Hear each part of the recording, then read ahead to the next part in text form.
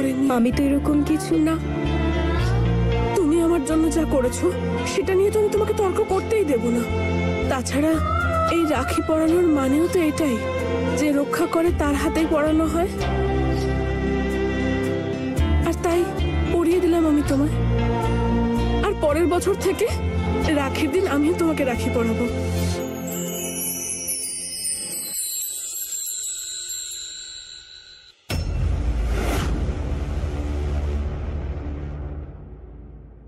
ধীরে ধীরে ফুল সবার মনে জায়গা করে নিচ্ছে। সব বোকাদের মাথায় কি আর শিং থাকে? এদের মধ্যে তো দেখতে হয়। ভালো হয়েছে, আজকে আমি ওই কাজটা করে এসেছি। আমি এখানে ভগবানের কাছে এসেছিলাম ফুলের জন্য ভিক্ষা চাইতে, আর দেখুন ভগবান আমার সামনে আপনাকে নিয়ে চলে এসেছে।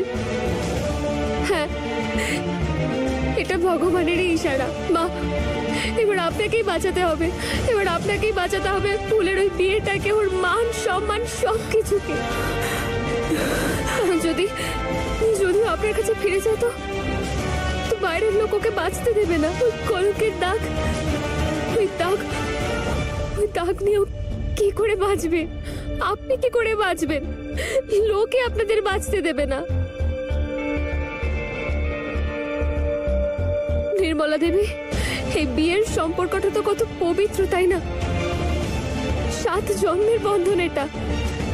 সেই বন্ধন কিভাবে ভেঙে যেতে পারে? আমি আপনার সামনে হাত জোর করছি মা, আমি আপনার পায়ে পড়ছি, আমার কথাটা মেনে নিন মা। ফুলের জীবন এবার আপনার হাতে রয়েছে, আপনি বাঁচিয়ে নিন ওর বিবাহিত জীবনটাকে, বাঁচিয়ে নিন আপনি।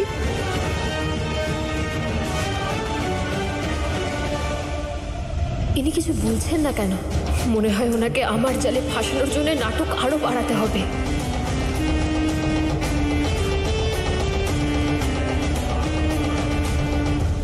মা, আপনি বাঁচিয়ে নিন।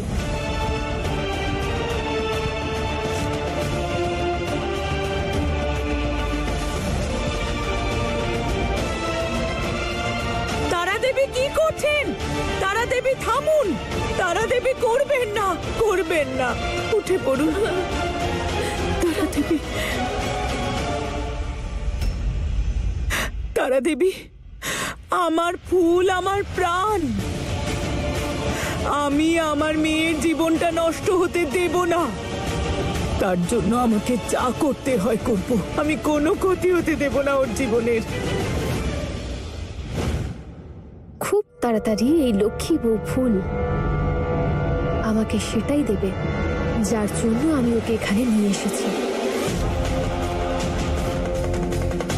আর এই যে ও এদিক ওদিক সম্পর্কের জাল বিছিয়ে বেড়াচ্ছে, সেই জাল ছিঁড়তে আমি খুব ভালো করে জানি।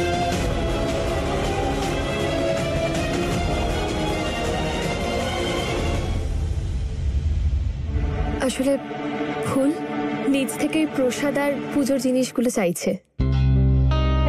আর দীপিকা, তোমাকে বড় মা ডাকছে, ওনার কিছু সাহায্য দরকার। তুমি তো জানো ওনার তো শরীর সবসময় ভালো থাকে না, তাই কারো না কারো সাহায্য দরকার হয়। হ্যাঁ,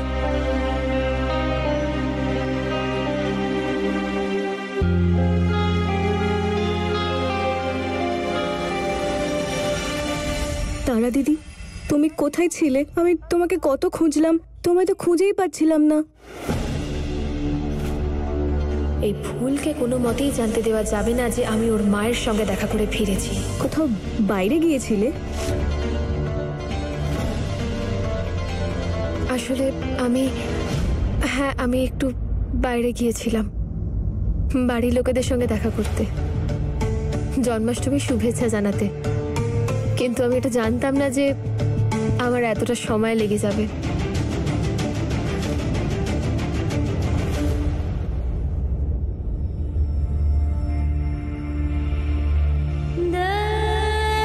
কবে থেকে কিনে রেখেছি এটা, যেদিন আমার মেয়েটা ফিরবে সেদিন ওকে দেব।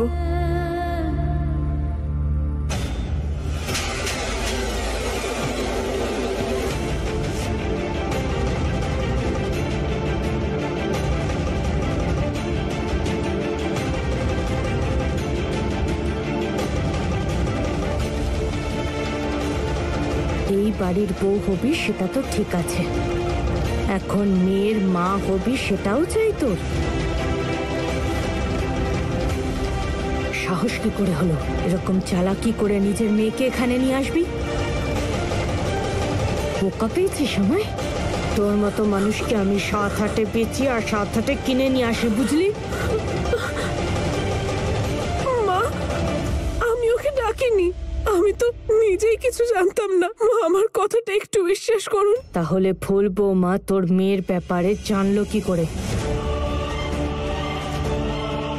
মা, আমি জানি না, হতে পারে আমি যখন নয়নার সঙ্গে দেখা করতে গেছিলাম তখন ফুল হয়তো আমাদের দেখে ফেলেছিল, কিন্তু আমি দেখিনি ফুলকে, আর আমি ওকে কিছু বলিও নি। মা, আমায় ক্ষমা করে দিন মা।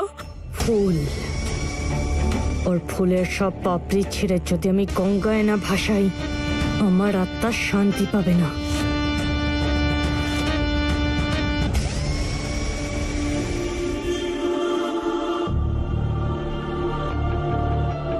দীপিকা দিদি এখনো এরকম ভয়ে ভয়ে আছে কেন?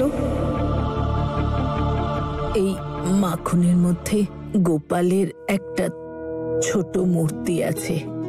মনে করা হয় যে এই মূর্তি যারই হাতে আসবে কানাইয়ের কৃপা তার উপর থাকবে, আর খুব তাড়াতাড়ি তার কোলে একটা ছোট্ট গোপাল আসবে।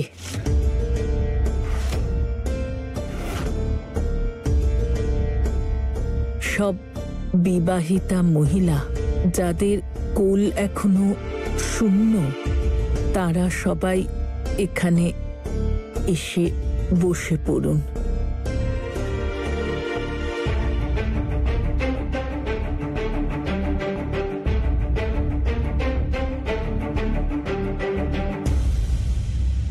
ফুলমা, তুমিও এসো, এই নিয়মটা পালন করো।